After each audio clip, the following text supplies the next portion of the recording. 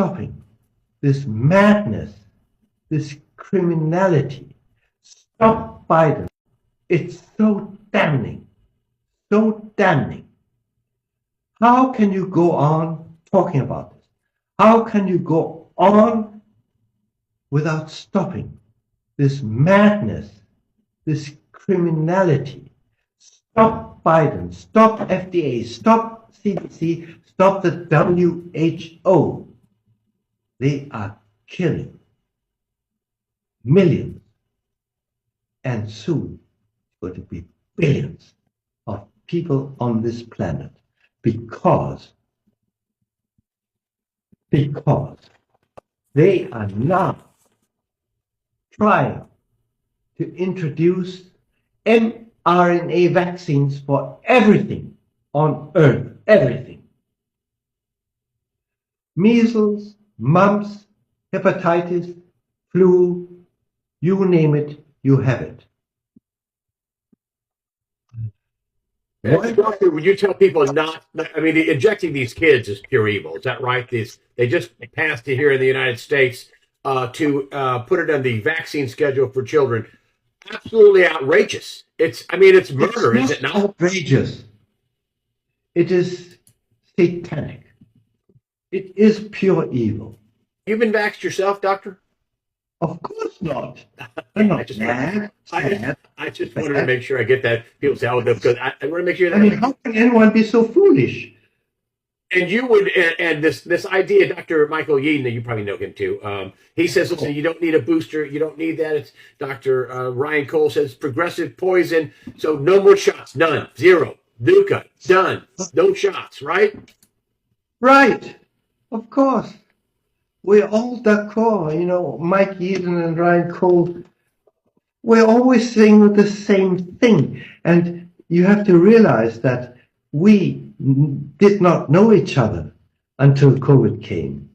I know who Mike Yeadon was, Ryan Cole was, but, you know, and many others, Perron in France, who's just been acquitted, and Meryl Nass, and there's so many. And they're not stupid. They are extremely knowledgeable, intelligent, wonderful people. And if everyone is saying the same thing, you guys better start thinking whether we may not be right. Because if we are right, and I say we, it's not me. I'm just one of thousands. I'm one of thousands, no more. But if these thousands are right, maybe you're killing yourself and your children and your loved ones. Why do you do this? Why? Listen to John Ioannidis, the most highly cited medical scientist in the world, who has been telling you that this is all not true. It's not true. Don't believe them. If John Ioannidis of Stanford says this, you can damn well be sure that there's something behind it. Do you think this is, Michael Yeadon says that this is a genocide, that this is criminal? And you've said the same thing, this is criminal. Explain. It's genocide, it's criminal? Explain.